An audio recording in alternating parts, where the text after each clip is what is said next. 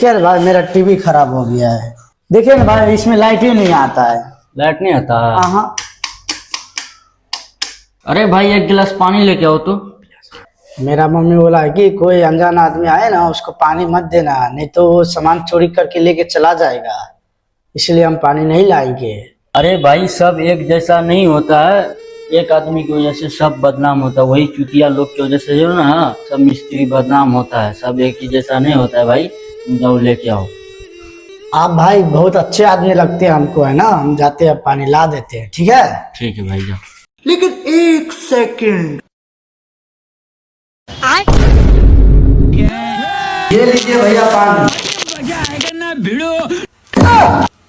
ये भी चोर निकला साला, हमको लगा ये अच्छा आदमी है लेकिन ये भी चोर निकला साला। खुदा करे वही टीवी के नीचे अंदर छप के मर जाए साला।